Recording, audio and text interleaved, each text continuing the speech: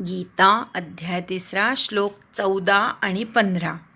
अन्नाद्भवन्ति भूतानि पर्जन्यादन्नसम्भवः यज्ञाद्भवति पर्जन्यो यज्ञः कर्मसमुद्भवः कर्म ब्रह्मोद्भवौ विद्धि ब्रह्माक्षरसमुद्भवम् तस्मात् सर्वगतं ब्रह्म नित्यं यज्ञे प्रतिष्ठितम्. अन्नाद अर्ध्या द पर्यंत जायचं, ना पूर्ण म्हणायचा, अ बरोबर अर्धा न होतो आणि मग ना नंतर अर्धा द. अन्नाद भवन्ति भूतानि पर्जन्यादन्नसम्भवः. पर्जन्या मधल्या प वर आघात, ज वर पण आघात, दन्न संभवः. यज्ञाद य वर आघात, ज्ञा पूर्ण म्हणायचा, मग अर्धा द म्हणायचा.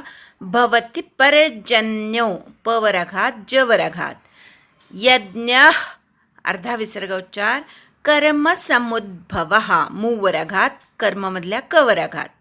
खालच्या ओळीत पण कर्म मधल्या क वर आघात, म वर आघात, पुढचा ब्र जोडून म्हणायचा.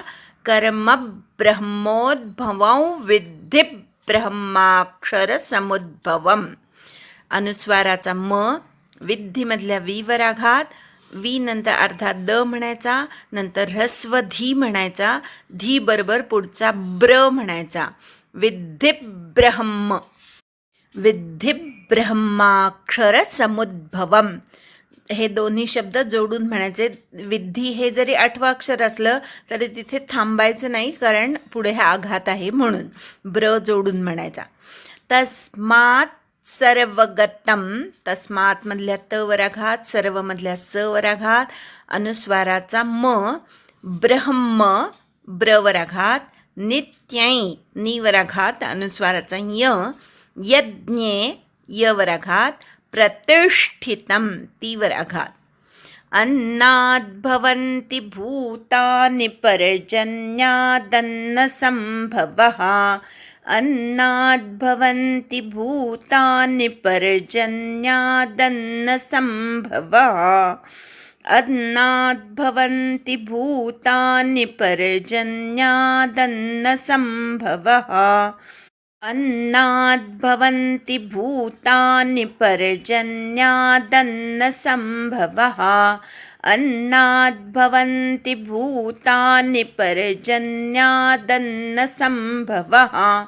ह्या ओळीमध्ये भवंती मधला ती पण पटकन झाला पाहिजे, भूतानी मधला नी पण पटकन झाला पाहिजे. म्हणून काय करायचं, 8व्या अक्षराला थांबायचं नाही, भूतानीला थांबायचं नाही, लगेच पर्जन्यादन्न संभव हा म्हणायचं. अन्नाद्भवन्ति भूतानि पर्जन्यादन्न संभवः यज्ञाद्भवति पर्जन्यो यज्ञः कर्म समुद्भवः यज्ञाद्भवति पर्जन्यो यज्ञः कर्म समुद्भवः यज्ञाद्भवति पर्जन्यो यज्ञः कर्म समुद्भवः यज्ञाद्भवति पर्जन्यो यज्ञः कर्म समुद्भवः यज्ञाद्भवति पर्जन्यो यज्ञः कर्म समुद्भवः अन्नाद्भवन्ति भूतानि पर्जन्यादन्नसम्भवः यज्ञाद्भवति पर्जन्यो यज्ञः कर्म समुद्भवः कर्म ब्रह्मोद्भवौ विद्धि ब्रह्माक्षरसमुद्भवम् कर्म ब्रह्मोद्भवौ विद्धि ब्रह्माक्षरसमुद्भवम्. इथला कर्मला जोडून ब्रह्म घ्यायचा, विद्धीला जोडून ब्रह्म घ्यायचा. कर्म ब्रह्मोद्भवौ विद्धि ब्रह्माक्षरसमुद्भवम् कर्म ब्रह्मोद्भवौ विद्धि ब्रह्माक्षरसमुद्भवम् कर्म ब्रह्मोद्भवौ विद्धि ब्रह्माक्षरसमुद्भवम्. तस्मात् सर्वगतं ब्रह्म नित्यं यज्ञे प्रतिष्ठितम्. तस्मात् सर्वगतं ब्रह्म नित्यं यज्ञे प्रतिष्ठितं तस्मात् सर्वगतं ब्रह्म नित्यं यज्ञे प्रतिष्ठितं तस्मात् सर्वगतं ब्रह्म नित्यं यज्ञे प्रतिष्ठितं तस्मात् सर्वगतं ब्रह्म नित्यं यज्ञे प्रतिष्ठितं कर्म ब्रह्मोद्भवं विद्धि ब्रह्माक्षरसमुद्भवं तस्मात् सर्वगतं ब्रह्म नित्यं यज्ञे प्रतिष्ठितं. या दोन ओळींमधल्या ब्रह्मोद्भवं औ उच्चार करायचा अनुस्वाराचा आणि नित्यं अनुस्वाराचा य म्हणायचा.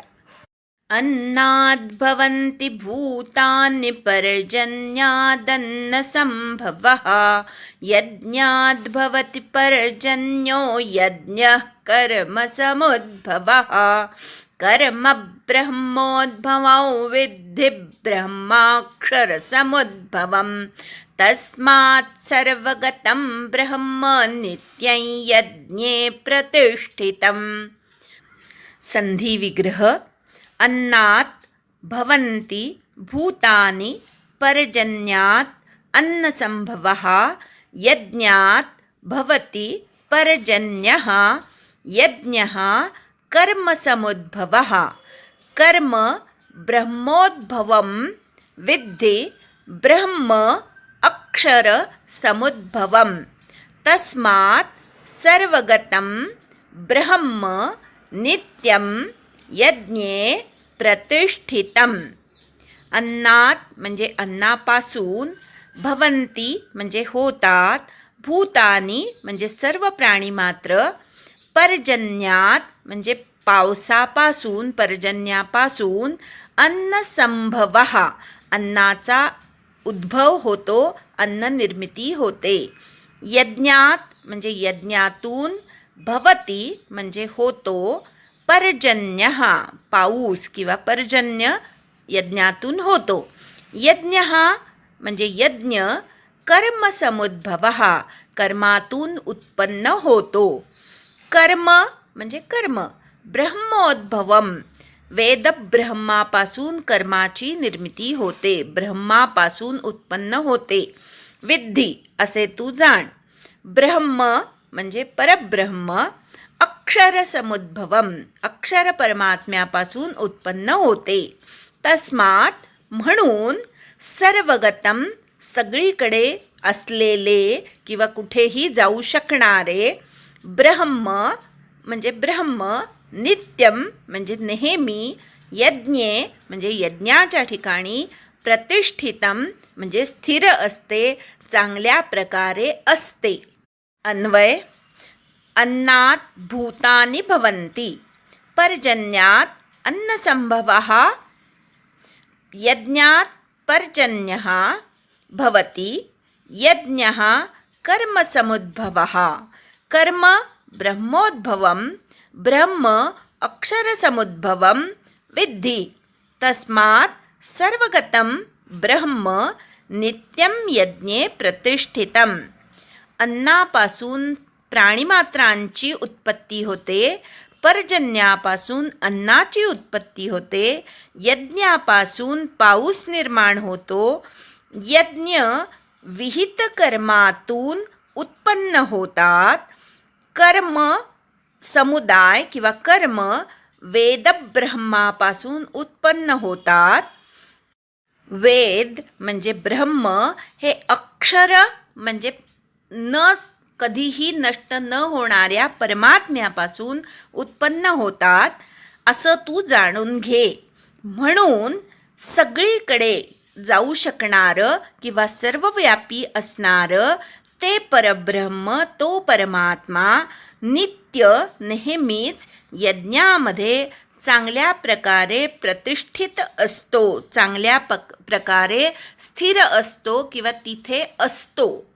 या श्लोकामध्ये परमात्म्यापासून सर्व जीवाची आणि सृष्टीची निर्मिती आणि पुन्हा त्या जीवांनी जे यज्ञ केले त्या यज्ञाच्या द्वारे पुन्हा परमात्म्यापर्यंत जाणे हे चक्र ह्या श्लोकामध्ये भगवंतांनी सांगितलेलं आहे.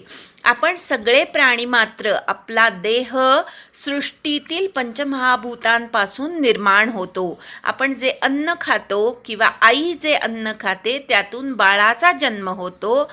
आपण नंतर पुन्हा अन्न ग्रहण करतो, त्यातून आपला देह वाढतो. म्हणजेच कुठलाही जीव जन्माला येण्यासाठी अन्नाची आवश्यकता असते. अन्न कशातून निर्माण होतं?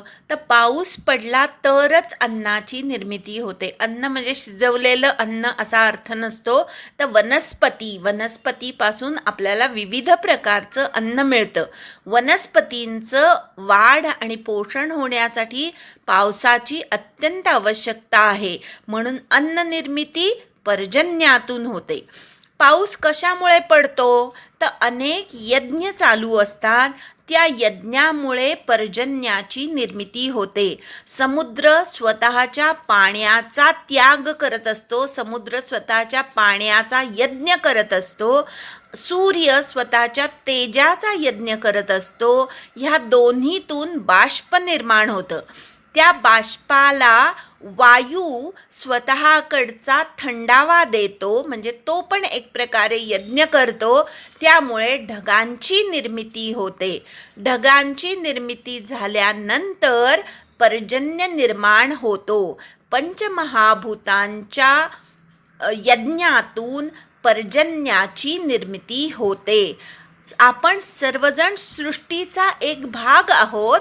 आपण जे कर्म करतो तोही एक प्रकारचा यज्ञ असतो आणि त्या यज्ञातून पर्जन्याची निर्मिती होते. पर्जन्य याचा अर्थ ऊर्जेची निर्मिती. यज्ञ झाला की त्यातून ऊर्जा निर्माण होते. ही ऊर्जेची निर्मिती जी आहे तीच तुम्हाला पर्जन्याला कारणीभूत होते. म्हणून पुढे सांगितलं आहे की पर्जन्य कशातून उत्पन्न होतो? तर यज्ञातून उत्पन्न होतो. यज्ञ कुणी करायला सांगितलंय? आपण मागे बघितलं, सहयज्ञा प्रजा सृष्ट्वा पुरोवाच प्रजापती. म्हणजे यज्ञासह प्रजा निर्माण करून प्रजापतींनी प्रत्येक जीवाला सांगितलं की तुम्ही तुमचा आपला यज्ञ करत राहा. आपण जे कर्म करतो ते कर्म हा यज्ञ आहे असं वेदांनी सांगितलेलं आहे. म्हणून यज्ञ कुठून निर्माण होतो? तर कर्मातून निर्माण होतो. कर्म केलं की त्या कर्मरूपी यज्ञातनं, क्रतू म्हणतात त्याला, श्रमाचा यज्ञ. यज्ञ कशातून निर्माण होतो? तो कर्मातून. हे आपल्याला कळलं. आता कर्म कुणी सांगितलं? प्रत्येक जीवानी काय कर्म करावं हे कुणी सांगितलं? तर ते वेदांनी सांगून ठेवलेलं आहे. आणि वेद हे परब्रह्मापासनं म्हणजे अक्षरापासून निर्माण झालेले आहेत. म्हणून नेहमी तो परमात्मा यज्ञाच्या ठिकाणी स्थिर असतो. आपण परमात्म्यापासनं इथे आलेलो आहोत, ह्या लोकी आलेलो आहोत. आता आपल्याला पुन्हा परमात्म्यापर्यंत जायचं आहे. तर हे जे चक्र आहे ते पूर्ण करायचं. आता हेच चक्र वेगळ्या प्रकारे आपण बघू. परमात्म्यापासून वेद, वेदांपासून कर्म, कर्मापासून यज्ञ, यज्ञापासून पर्जन्य, पर्जन्यापासून अन्न, अन्नातून जीव, जीवांना पुन्हा कर्म करायला सांगितलं. पुन्हा त्या कर्मातून यज्ञ आणि यज्ञाच्या ठिकाणी परमात्मा चांगल्या प्रकारे स्थित आहे. तुम्ही जेव्हा त्यागार्थ जीवन जगता तेव्हा तुमचं संपूर्ण जीवन यज्ञ होऊन जातो. आणि असा यज्ञ करणारा पुरुष यज्ञाच्याद्वारे परमात्म्यापर्यंत जाऊन पोहोचतो. परमात्म्यापासून दूर गेलो, पुन्हा यज्ञ आणि कर्माच्याद्वारे पुन्हा परमात्म्यापर्यंत जाऊन पोहोचलो. हे चक्र आहे. पुन्हा जेव्हा कधी निर्मिती होईल सृष्टीची तेव्हा पुन्हा परमात्म्यापासून यज्ञासह आपण खाली यायचं आहे, पुन्हा यज्ञ करायचं आहे, पुन्हा परमात्म्यापर्यंत पोहोचायचं आहे. असं हे संपूर्ण चक्र जीवांपासून परमात्मा आणि परमात्म्यापासून पुन्हा जीव, हे चक्र इथे भगवंतांनी उलगडून सांगितलेलं आहे. एकदा दोन्हीही श्लोक म्हणूया आणि थांबूया.